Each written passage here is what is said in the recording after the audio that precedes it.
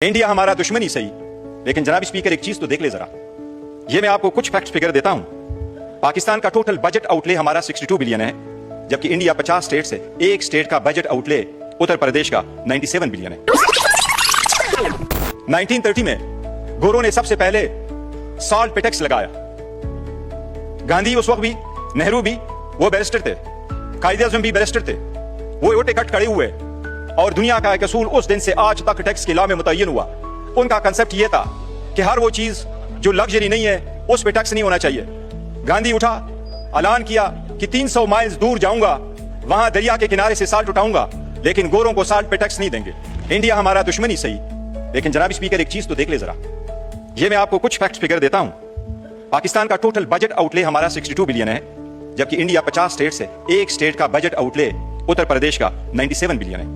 हमारा total tax revenue 50 billion, हमारा revenue 50 billion, जबकि उत्तर प्रदेश का 80 बिलियन। हमारा टैक्स रेवेन्यू उनके टैक्स रेवेन्यू से 16 बिलियन कम है।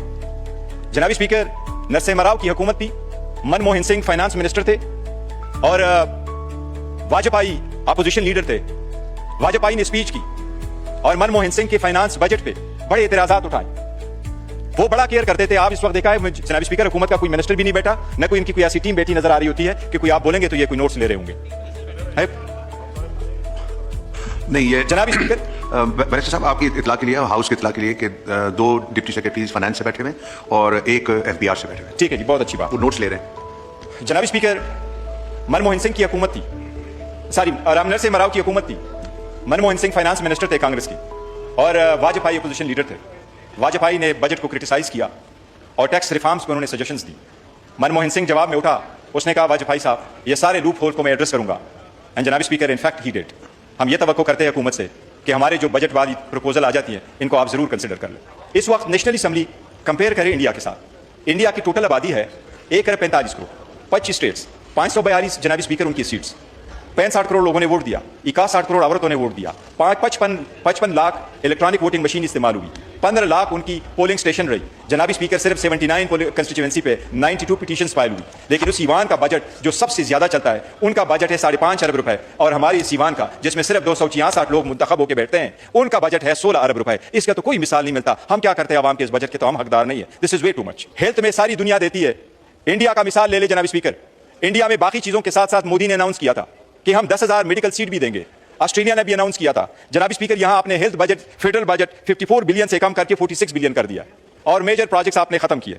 आर्टिफिशियल इंटेलिजेंस एक इमर्जिंग सब्जेक्ट है। इस हुकूमत के सारे डॉक्यूमेंटेशन में आर्टिफिशियल इंटेलिजेंस का जिक्र नहीं है, जबकि इंडिया के निर्मला सीतारामन ने, जो फाइनेंस मिनिस्टर ने 8th बजट अभी पेश किया फरवरी में, उन्होंने 500 करोड़ रुपए अपने आर्टिफिशियल इंटेलिजेंस के लिए रखे। हुकूमत को चाहिए कि अगर हमने मुकाबला करना है, अल्हम्दुलिल्लाह हम जंग जीत गए उनके मुकाबले में, हम फौज को खराज तहसीन पेश करते इस बात पे, और कौम के यकजहती को सलाम पेश करते, और इमरान खान की जदोजहद को सलाम पेश करते, जिन्होंने सख्त वक्त में कौम को यकजा कर दिया था। लेकिन जंग सिर्फ दुआएं से नहीं जीती जाती, कौमें सिर्फ दुआओं से नहीं जीती जाती, सब्सटेंशियल फैक्ट भी करना चाहिए होता है। अल्लाह ने हुजूर सल्लल्लाहु अलैहि वसल्लम को जब पहली मरतबा आयत नाजिल फरमाई, तो पहली मरतबा आयत ये थी, वमा रमैत इज़ रमैत वलाकिन्नल्लाह रमा। अल्लाह ने फरमाया वो कंकरियां आपने नहीं फेंकी थी, वो अल्लाह ने फेंकी थी। जब आपने कंकरियां फेंकी, वो आपने नहीं फेंकी थी, वो अल्लाह ने फेंकी थी। जनाब स्पीकर, बरकत तो अल्लाह डालता है, बट अल्लाह का इंसान के लिए इतना तो है कि इतना सही तो करो कि कंकरियां तो फेंको। अब तो वो कंकरियां फेंकने से कासिर हो गए।